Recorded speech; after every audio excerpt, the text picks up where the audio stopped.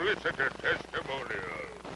And now, by special permission of the Commander-in-Chief, me, here is Mars' first space explorer, Colonel Cosmic.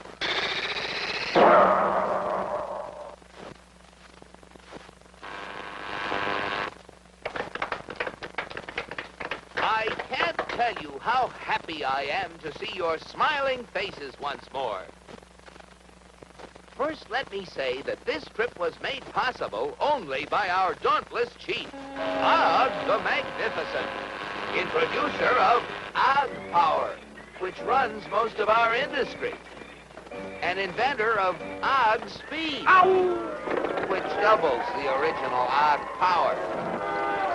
A short time ago, the master was having trouble with the state limousine.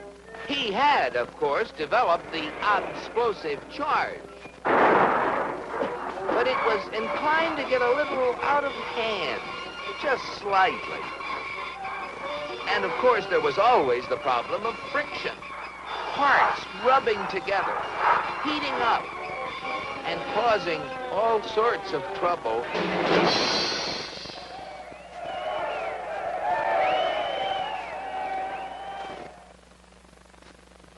But our leader was undaunted.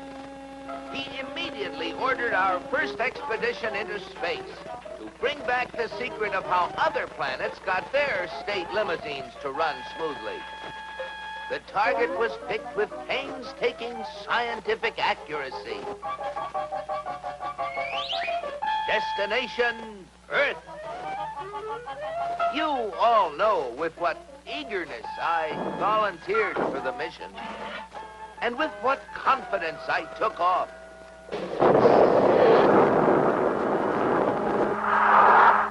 I took careful bearings and set out for my goal. It seemed no time till I was approaching a country of Earth called, the United States of America. I set her down like a feather.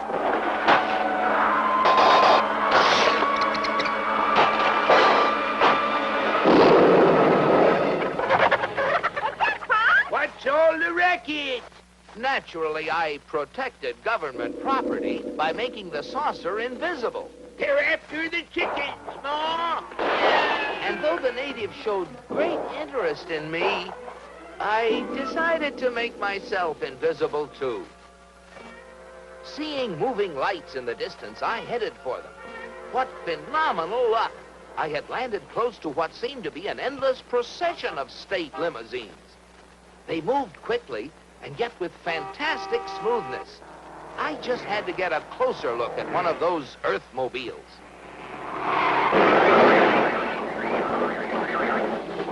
Just as I thought. Not only smooth and efficient, but powerful as well. I watched them for hours. Great Ganymede, they were superb. I just couldn't help comparing them with ours, if you call that a comparison. Surely these vehicles must be the property of the highest officials. I was wrong. It seems that almost everybody in this country has one of those, they call them automobiles. They use them for transportation, for business, for pleasure. They use them for all sorts of things.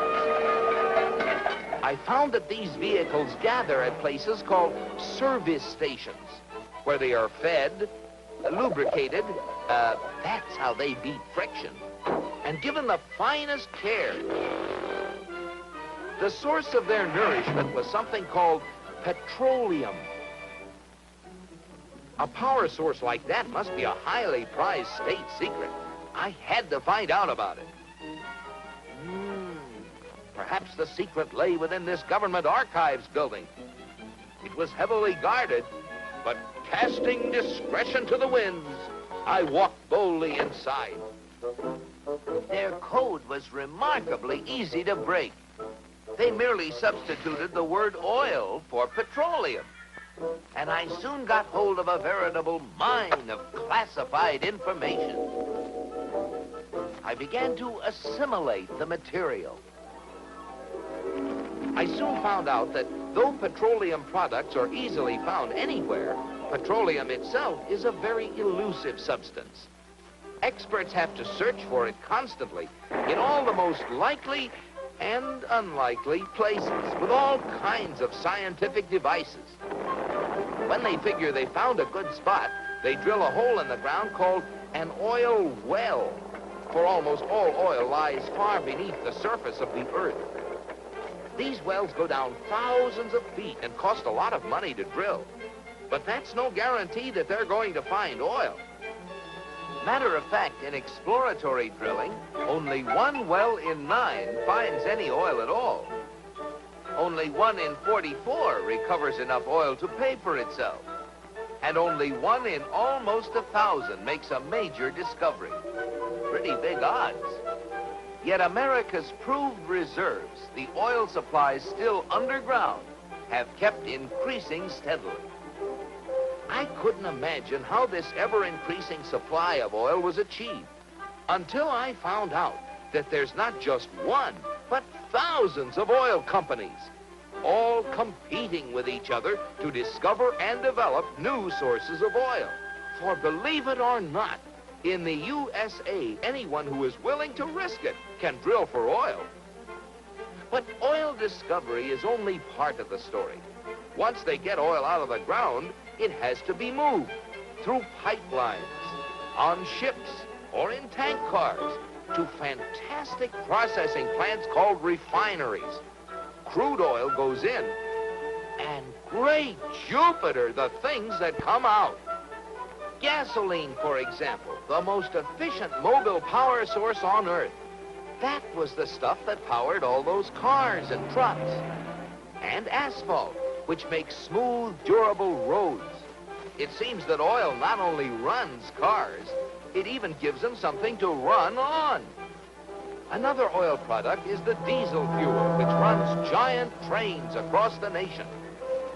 In winter, fuel oil made from petroleum brings warmth and comfort to millions of homes.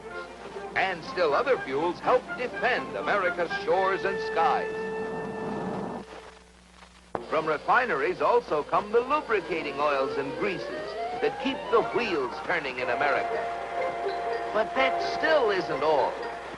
Crude oil, like everything else, is made up of billions of tiny molecules. And using the magic of research, oil companies compete with each other in taking the petroleum molecule apart and rearranging it into, well, you name it, fabrics, toothbrushes, tires, insecticides, cosmetics, weed killers, a whole galaxy of things to make a better life on Earth. And you know, it isn't just oil companies that try to outdo each other, competing for the customer's dollar. The same story is true of almost every successful business enterprise in America. The result? A higher standard of living in the USA than in any other country on the whole planet.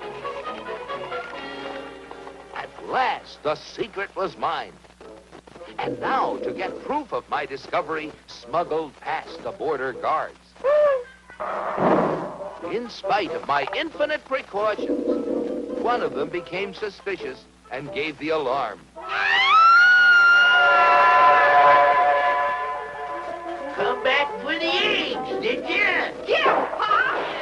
And so, with the fond farewells of the natives ringing in my ears, I took off once again for Mars. My landing was a little bumpy, but I saved my precious cargo. Yes, I brought the secrets back with me, and here they are.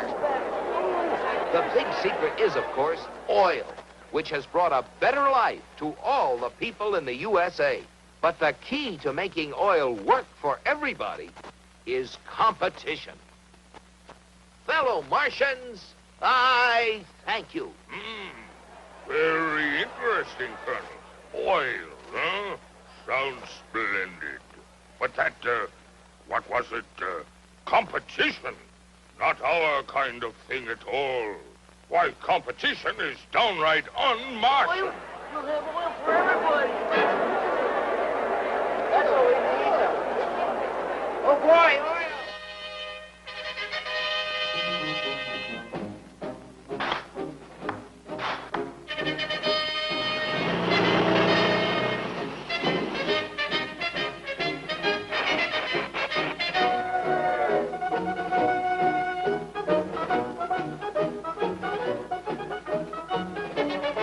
Look at them.